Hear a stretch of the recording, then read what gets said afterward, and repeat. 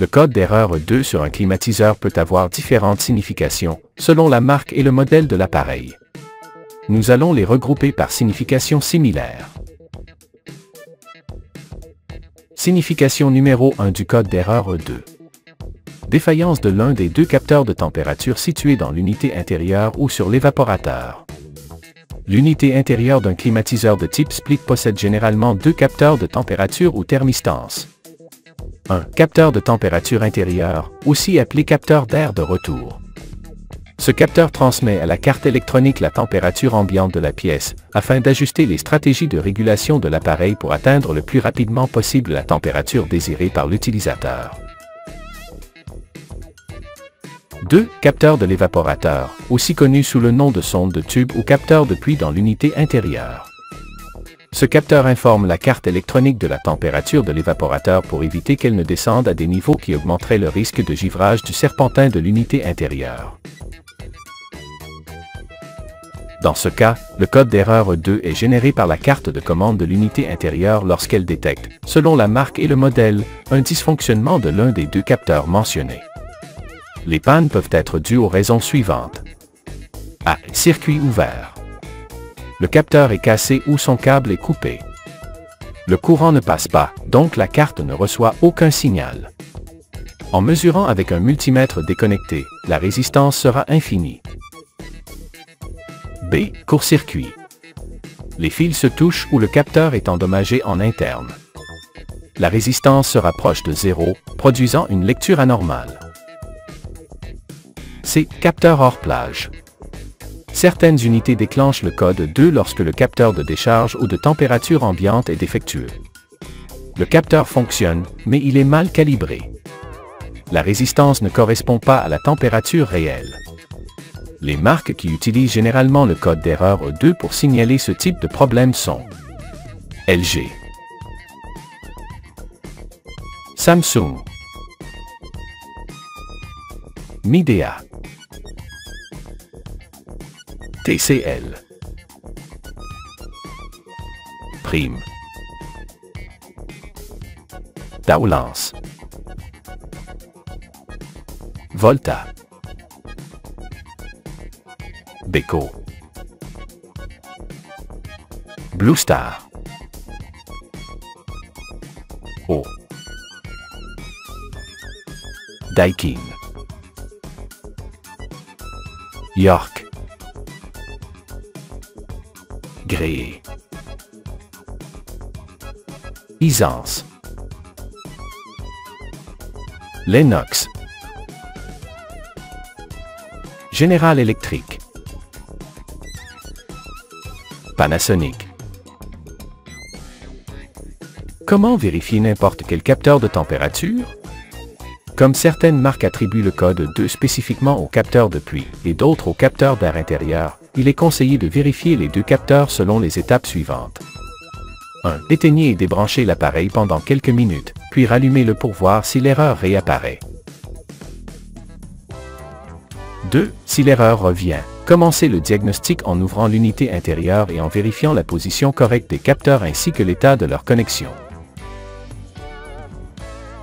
3. Si l'erreur 2 réapparaît, utilisez un multimètre pour mesurer la résistance électrique du capteur en position kilo ohm. 4. Débranchez le capteur de la carte électronique, placez les pointes du multimètre sur le capteur et mesurez la résistance. La valeur mesurée doit varier avec la température. Frottez le capteur avec la main pour voir si la résistance diminue. 5. Si vous avez le manuel et le tableau des résistances, comparez la résistance mesurée à celle suggérée par le fabricant à la température ambiante. Sinon, remplacez le capteur. 6. Si le multimètre indique une résistance infinie ou nulle, cela signifie que le capteur est complètement défectueux et doit être remplacé. 7. Même si c'est une cause moins fréquente, vérifiez que le capteur reçoit bien l'alimentation électrique de la carte.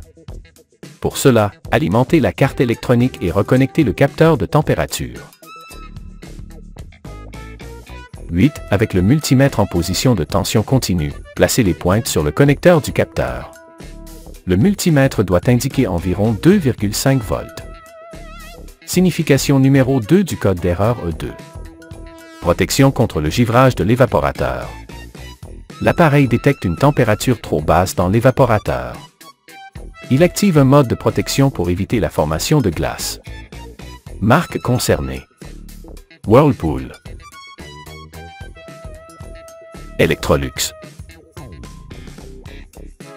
Kelvinator, Comfortstar. Gréé, certains modèles. Ce code peut apparaître à cause d'un véritable risque de givrage dans l'évaporateur ou à cause d'une fausse alarme provoquée par un capteur défectueux. A. Il est recommandé de nettoyer le filtre à air de l'unité intérieure et de procéder à un nettoyage complet du serpentin. B. Vérifier le bon fonctionnement du ventilateur. Un ventilateur lent peut entraîner du givre. Vérifiez le condensateur, si présent, les connexions desserrées, et assurez-vous que l'axe du moteur tourne librement et sans à-coups, afin d'écarter des problèmes de roulement ou de blocage. C.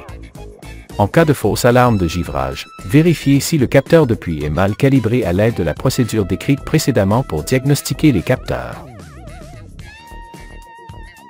Signification numéro 3 du code d'erreur E2. Erreur de détection du passage par zéro. Défaillance dans la détection du passage par zéro du signal en courant alternatif. Cela peut affecter le contrôle de la vitesse des moteurs ou du compresseur. Marque concernée: Bosch, Daiwo, Westinghouse, Midea, certains modèles. Éteignez et débranchez l'appareil pendant quelques minutes, puis rallumez-le pour voir si l'erreur réapparaît. Vérifiez la tension correcte du réseau électrique. Inspectez visuellement la carte électronique pour détecter des contaminants ou des composants endommagés physiquement. Signification numéro 4 du code d'erreur E2. Erreur de communication entre l'unité intérieure et extérieure. Ou problème de signal entre la carte électronique et des composants comme les capteurs ou la télécommande. Marque concernée: Carrier, Midea inverté, modèle HRN, Ferroli. O. Certains modèles. Procédez ainsi. 1. Éteignez et débranchez l'appareil pendant quelques minutes, puis rallumez-le pour voir si l'erreur revient. 2. Vérifiez la tension correcte du réseau électrique, et assurez-vous que les connexions sont solides. Vous pouvez débrancher le câble et mesurer sa continuité avec un multimètre. 3. Avec l'appareil allumé et le multimètre en position tension continue, mesurez la tension du câble de signal entre ce câble et le neutre. 4. La tension mesurée doit fluctuer, signe de la présence d'un signal.